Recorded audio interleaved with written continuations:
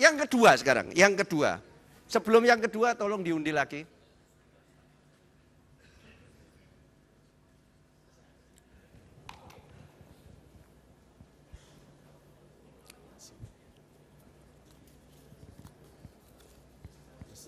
Siapa yang menjawab pertama? 3. Yang pertama? Nomor 1. Pak Asbula pertama, Pak Gumilar kedua, 3, Pak Pak. Sutanto ketiga. Oke. Elemen kedua di dalam kebijakan umum adalah bagaimana membawa Universitas Indonesia dari local champion ke international. Ya. Dari survei terakhir di Teams International kita sudah 252, lumayan dari 400 jadi 252. Tapi sekarang diharapkan seolah-olah harus menjadi 100 bahkan 10 Asia. Pertanyaan saya, tolong cuma satu aja ini. Kalau yang 1 menit ini cuma satu aja, and why. Tadi lupa why-nya ini. Yang penting kan why. Kalau kita ngomong apa, mesti ada why-nya, mesti ada back-up-nya. Jadi tolong digunakan 1 menit juga, nggak apa-apa. Tadi banyak yang kurang 1 menit. Pertanyaannya sekarang, kalau kita mau internasional, 100 dunia, katakanlah 10 Asia, siapa yang akan Bapak jadikan benchmark, universitas mana yang akan jadikan benchmark? Satu aja, dan why, kenapa kok itu yang penting, silakan. Ya, kalau ditanya benchmark, ya tentu saya ambil alma mater saya dulu, UC Berkeley. Mana itu? University California Berkeley. Berkeley, oke. Di situ Kenapa? integrasinya luar biasa bagus, risetnya bagus, Nobelnya banyak di situ. Jadi, udah saya lakukan, lihat banyak Pak. Oke. Kenapa? Bagaimana caranya? Saya kira kita harus buka program internasional. Dengan buka program internasional, kita semua dipaksa ikut budaya culture internasional. Kalau tidak Pak, cuma riset misalnya, atau cuma sekedar kita publikasi, di dalam tidak bisa dikenal Pak. Kita harus masuk ke dalam sebuah community internasional dengan menawarkan program. Kalau konsep saya paling tidak program pascanya harus internasional, terbuka untuk bangsa manapun masuk di sini. Baru kita bisa. Kita punya cukup banyak dosen-dosen yang lulusan luar negeri, fluent in English. Why not? Apa bedanya kita dengan Mahidol yang juga bahasa Inggrisnya susah, tapi mereka sudah berani buka internasional. Ya, gitu. UC Berkeley. Kedua. Saya akan memilih benchmark ke Beijing University. Mengapa? Karena Beijing merupakan universitas yang sentral di Amerika, seperti UI-nya di China. Dan kita mengetahui bahwa China merupakan negara yang sedang berkembang dan persoalan-persoalan yang dihadapi China juga kompleks seperti halnya di Indonesia. Dan kita pikir mungkin juga kerjasama kita dengan universitas-universitas, terutama public universities. Kalau dengan private mungkin kita kadang-kadang tidak incomparable karena mereka mempunyai keleluasaan di keuangan. Dan saya kira salah satu yang harus kita perjuangkan nanti, kita mengevaluasi filing dari BHMN yang telah ada. Di antaranya misalnya gagasan mengenai block grant. Itu gagasan yang sangat baik, tetapi belum sempat terlaksana. Beijing University melakukan otonomi, tapi pemerintah juga memberikan topangan dana yang cukup. Saya kira demikian. Beijing University. Beijing Taxie, Peta. Silakan, Pak. Baik, sebenarnya saya tadi mau ngambil Beijing, Pak, tapi karena sudah diambil. Baik, tapi saya akan beralih ke NUS. Sama nggak apa-apa, Pak? Saya akan beralih ke NUS dengan contoh juga Beijing. NUS. Ya, kenapa? Karena saya melihat suatu program yang sangat menarik, yaitu bukan hanya sekedar internasionalisasi buat foreign student. Yang menarik buat saya adalah bagaimana NUS mengundang justru tenaga-tenaga pengajar dari top universities seperti MIT dan lain sebagainya untuk ada di situ dan men-challenge sebetulnya tenaga pengajar yang ada di dalam. Dan saya kira ini perlu kita contoh, karena apapun kita tidak bisa menuntut kualitas mahasiswa kita menjadi lebih baik kalau kualitas kita sendiri sebagai pengajar kurang baik. Barangkali ini yang saya contohkan, tapi juga kenapa NUS dan Beijing, karena barangkali kita melihat juga budaya Pak sebetulnya. Selain juga kita dalam posisi negara berkembang, kecuali Singapura, tapi paling tidak Beijing ini juga bagian dari negara berkembang yang tentunya secara ekonomi, budaya, dan financial kita juga mungkin kurang lebih sama. Sehingga kita tidak terlalu jauh melihat ke depan, tapi kita melihat contoh yang barangkali cocok dengan budaya kita sendiri. Terima kasih. National University of Singapore. Ya Pak. Boleh langsung kan sekarang? Kenapa? Boleh langsung debat kan sekarang? Ya. Saya kira betul Beijing dekat dengan kita, banyak kesamaan-kesamaannya. Tapi kalau kita benchmarking kepada yang cuma dekat, nggak ngelihat yang jauh. Susah, Pak. Kita mesti benchmarking yang paling tinggi, Pak. Baru kita punya semangat yang kuat untuk Pak Betul, tapi saya melihatnya begini, Pak. Kita bisa melihat yang sangat jauh, tapi jangan sampai juga kita frustasi. Kenapa kita nggak pernah sampai ke situ, Pak? Wah, itu soal lain. Kita harus mesti punya realistis, benchmark Pak. ya. Disitulah spiritual quotient-nya. Tapi barangkali begini Pak Hasbullah, Ya, silakan. kita melihat bahwa Beijing University itu internasionalisasi merupakan program yang cukup baik. Research juga dilakukan dengan baik. Research performance termasuk yang terbaik. Juga saya kira student atau graduate employability sangat baik. Dan bahkan teaching juga sangat baik. Kita mengetahui kalau kita mau menjadi, saya kira masuk pada kelompok 100 besar dunia atau 10 besar di Asia, saya kira harus melihat paling tidak pada 4 kategori. Dan Beijing University menunjukkan kemajuan signifikan di tahun-tahun terakhir mengenai Saya tidak meragukan, saya belum tahu Beijing kayak apa, tetapi yang jelas yang jelas UC Berkeley itu selalu top 10, Pak, di dunia, Pak. Ya. Dan yang jelas kalau untuk benchmark kita harus yang terbaik. Bahwa kita sadar kita pada saat ini berapa level dan sebagainya, itu soal arahnya. Berkeley itu enterprising-nya luar biasa, Pak. Saya mendebat sedikit, Pak. Itu, Pak. NUS, Silakan kasih kesempatan lah, bentar.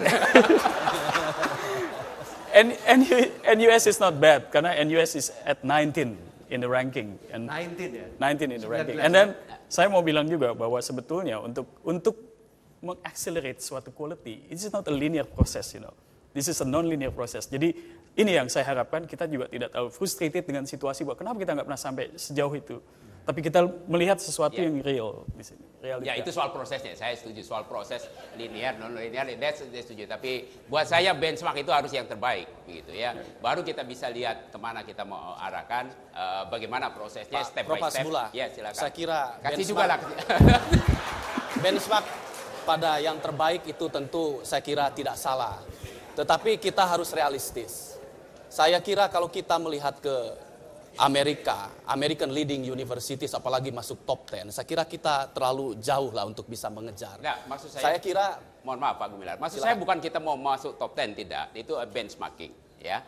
Nah, hal lain yang di Berkeley cukup hebat adalah enterprising-nya, Pak. Enterprising-nya luar biasa.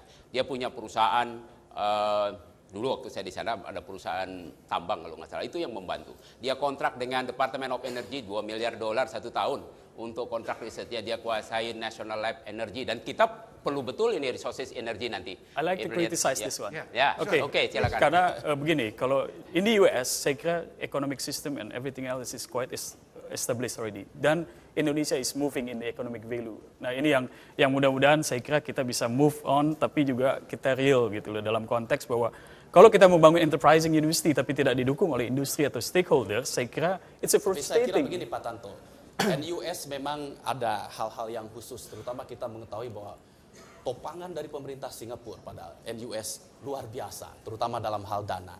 Dan juga endowment fund di NUS itu mencapai kurang lebih sekitar 3 miliar US dollar. Ya, dan kita ini saya kira kalau mohon izin Pak Hasbullah. Jadi kalau kita lihat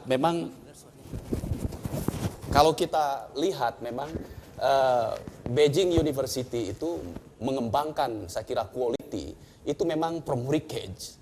Saya kira banyak hal yang step-step yang bisa kita copy. Ya. Mereka masih dalam tahap. Pak Gumilar, soal sumber dana dan sebagainya itu adalah tugas kita sekarang. Begitu kita tahu mau kemana kita harus pikirkan resources apa yang kita harus punyain. Kalau misalnya kita perlu endowment fund dari government, perlu block grant, ya itu kita upayakan setelah itu. Kita sudah tahu. Oke.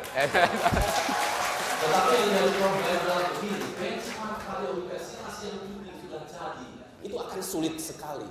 Nah, tetapi justru saya kira benchmark pada universitas yang in making, research, saya kira juga entrepreneurial. Ya mungkin saya terpengaruh sama Bung Karno dulu selalu bilang, gantungkan cita-citamu setinggi langit, setinggi bintang di langit. That's the way to do it. It's nice to talk about NUS. It's nice to talk about NUS, you know, because we look at NUS. They invite Asian people to study there.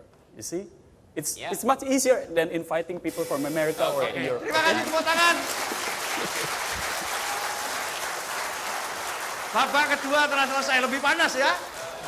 Kita ingin lebih panas lagi. Tapi nanti dulu ini mic-nya gimana ini? Mic-nya. Apa bisa dikasih mic satu-satu aja supaya enggak terganggu? Bisa dikasih mic satu-satu supaya lebih, iya. Ya, dikasih satu-satu mic itu bisa lebih menggelegar ya. Ini cyber ya Pak Asman, cyber. Satu lagi, sudah Pak Gumilar sudah punya mic yang keras. Oke, undian babak ketiga. Undian babak ketiga untuk isu ketiga, silakan. Mulai dari sini sekarang.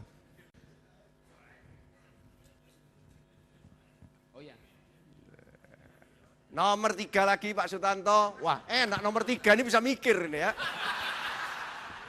Siapa nomor 1? Pak Gumilar nomor 1 lagi. Pak Asbila. Nomor 2 ya. Oke. Isu ketiga. Elemen ketiga di dalam kebijakan umum yang ditutupkan MWA adalah Enterprising University. Ini saya yang mempromosikan ini. Nah, masalah yang timbul selalu, kita ini kan profesor, kita ini birokrat, ya toh? Apa gampang? Tadi kan kita bilang culture. Culture tadi buat saya ada 2 elemen culture, shared values dan common behavior. Bukan cuma shared values-nya aja, kalau common behavior-nya nggak bisa percuma, ya kan? Nah, coba jelaskan satu aja Pak, tolong satu, yang 1 menit, nggak boleh 1, 2, 3, 1 and why. Why-nya ini perlu, reasoning ini perlu. 1 inisiatif yang paling efektif untuk merubah culture kita. 1 aja bagaimana, lewat apa, supaya betul-betul paradigma kita mendukung Enterprising University tanpa meninggalkan bahwa kita mempunyai misi pendidikan. Silakan Pak. Enterprising University itu terkait dengan, saya kira kita membangun 3 hal, order, efisiensi, dan efektivitas. Nah, culture semacam ini bisa didekati salah satunya dengan kita memperkenalkan faculty main goals untuk para dosen. 1 aja ya. 1. Faculty main goals itu akan berisi mengenai hak, kewajiban dari dosen, evaluasi, dan kita bisa menggunakan pada Mengapa itu Pak? Karena dengan faculty manuals yang jelas, dosen itu mengetahui apa haknya dan apa kewajibannya, termasuk remunerasi, kesejahteraan di sana. Sehingga juga bisa diukur dan performa itu akan menjadi terukur sekali. Sehingga memang culture kita untuk menjadikan Universitas Indonesia sebagai lembaga di satu sisi, di dalam proses ada integrity, di sisi lain dalam output ada quality, itu bisa tercapai. Buat Bapak itu yang paling penting ya. Silakan. Kedua. Yes, saya kira untuk enterprising kita berikan the best producer di universitas ini, yaitu para dosen, insentif yang memadai, yang bagus agar dia bisa bercreate dan memproduksi sesuatu. Paling penting insentif, berikan fasilitas agar dia bisa berproduksi. Kenapa? Istilah kalau ayam petelur. Karena enterprising itu manusianya Pak. Ya, kita pelihara ayam petelur ini biar baik. Karena enterprising itu manusianya Pak, dan manusianya cuma ininya Pak. Nah, the best producer di universitas ini ya dosen Pak. Itu kalau kita berikan insentif, kalau ayam petelur kasih makan yang bagus, kasih vitamin, kasih tempat enak, dia berproduksi Pak. Ya, itu enterprising. Apakah dia produksi dalam bentuk uang atau meng-create social opportunities buat masyarakat sekitarnya sehingga berkembang, itu enterprising, tidak selalu dalam bentuk uang, tapi juga social entrepreneur bisa dikembangkan. Ya, Pak Tanto. Saya mau kembalikan bahwa enterprising university yang harus dimiliki UI sebetulnya adalah kembali kepada sustainable competitive advantage. Saya ingin mengembalikan UI kepada core competence, yaitu apa? The production of graduate quality, kemudian kita juga knowledge industry, tapi satu lagi adalah kita harus menjadi national innovation contributors. Kalau 1 yang paling penting. Ya, 1 Pak, ini kita membakar, sebetulnya enterprising kan semangat Pak. Jadi bahwa bukan hanya universitinya, tapi semangat manusianya. Sehingga yang paling penting adalah justru men-challenge apa yang disebut shared value tadi. Dan menurut saya shared value kita adalah quality. Ya, jadi money doesn't run behind the quality, tapi sebaliknya kita harus mengatakan bahwa money running behind the quality. Jadi kalau kita semua sepakat bahwa quality adalah challenge kita, maka kita punya semangat yang sama dan attitude yang sama. Dan ini yang saya kira perlu dibakar semangat dan spirit tadi untuk kita mengejar quality. Silakan. Saya kira demikian, Pak. Kita melihat bahwa tentu quality merupakan hal yang penting, konsen kita. Tetapi sekali lagi saya kira vicious cycle itu harus dipotong. Dan saya lebih cenderung kita memotong vicious cycle itu dengan entry point kesejahteraan. Karena UI telah mempunyai quality sekarang good. Dan untuk mencapai menjadi great, menurut saya itu memang kita harus masuk di kesejahteraan. Oleh karena itu saya kira di kita ada kecenderungan insentif tadi itu Pak, ya kan? Yang namanya kesejahteraan kan insentif tadi. Sama ya. Itu ya. Pak Hasbullah, yang jadi problem adalah begini. Kita seringkali ketuker-tuker antara support dan core. Core di kita ini memang akademik, core bisnis kita akademik. Support itu karyawan dan sebagainya. Konkretnya tentu ada mohon maaf Pak Gumilar. Silakan. Yang namanya insentif itu tidak berarti kemudian kita keluar dari core kita. Insentif buat orang yang banyak menulis, mereka yang sangat rajin menulis kita berikan Konkretnya insentif. sebetulnya kita ditantang untuk mencari uang, Pak. Karena quality is a function of money as well. Jadi menurut saya ingin mengatakan bahwa oke, kita mencari uang, tapi we are not doing the other core. We have to do our own core. Itu yang saya sebut riset dan penelitian. Di sini barangkali Of course kita bisa mengatakan misalnya kita melakukan pengelolaan aset misalnya untuk menghasilkan horizontal revenue. Tapi horizontal revenue bukan core business. Pak Tanto, incentive is not only financial. It can be financial, but it can be non-financial incentive. Rewarding, kasih penghargaan dosen yang paling berkarya, paling bagus, kasih penghargaan national award dan sebagainya. That's incentive juga. Kasih dia kesempatan sabbatical ke luar negeri nulis buku, that's incentive. Jadi tidak selalu barangkali begini Pak. Uang. Saya kira memang kita harus menaruh perhatian, ini core kita akademik, oleh karena itu dosen harus diperhatikan. Tapi bukan berarti karyawan juga ditinggalkan. Oh Tetapi ya, apa itu? paling tidak supporting untuk level-level tertentu yang bisa mengenerate income, kita berinsentif, saya setuju seperti Bapak katakan. Tetapi para dosen yang mampu menghasilkan karya-karya, mungkin kita nanti harus mempunyai beberapa tim yang khusus diarahkan di masa yang akan datang untuk memperoleh hadiah Nobel. Dan kita berinsentif yang besar, betul.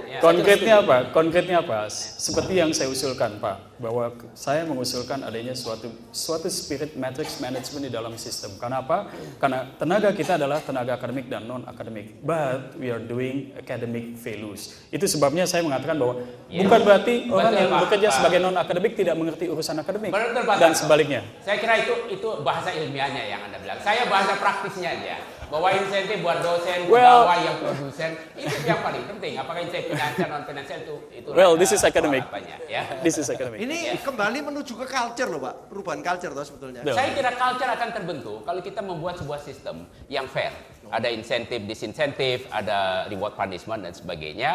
Clear siapa mengejar apa, siapa yang akan dapat bonus apa. Culture akan terbentuk sebenarnya. Culture nggak bisa kita bilang, desain culture kemudian culture itu sejalan. No, we have to do it from the beginning, design the system that works, and then we follow up the system. Izinkan saya Pak untuk menambahkan, saya kira.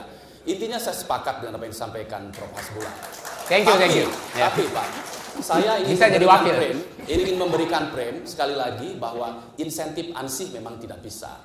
Tetapi kita pun harus memberikan berbagai macam fasilitasi pada dosen. Misalnya, struktur semantik akademia penting.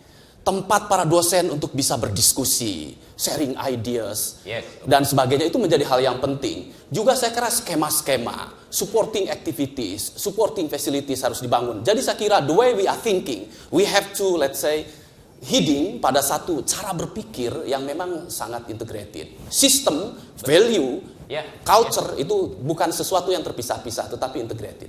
Ya, maka itu harus dikembangkan dan dengan kalau kita desain sistem yang bagus dengan jelas insentif disinsentifnya untuk semua pelaku, saya kira culture akan terbentuk dengan baik. Ya, kenapa culture? Contohnya culture budaya bersih di negara maju lebih baik, bukan berarti semuanya 100% bersih. Karena memang ada sistem yang clear, ada insentif yang clear, sehingga budaya itu berkembang. Tidak lagi didorong oleh keterpaksaan karena ketidakadilan, ketidakfairan sebuah sistem, akhirnya orang ngakal-ngakalin. Prof. Hasbullah. Termasuk antara lain fasilitasi dan sebagainya itu sebuah sarana untuk memberikan insentif. Tadi saya katakan financial dan non financial. Prof. Hasbullah. Ya, silakan. Mohon izin, boleh saya menyimpulkan dari diskusi kita ini. Karena moderator tidak melakukan penyimpulan, jadi saya mohon izin untuk menyimpulkan. Enterprising University. Oke, terima kasih. Please kasih semangat dong.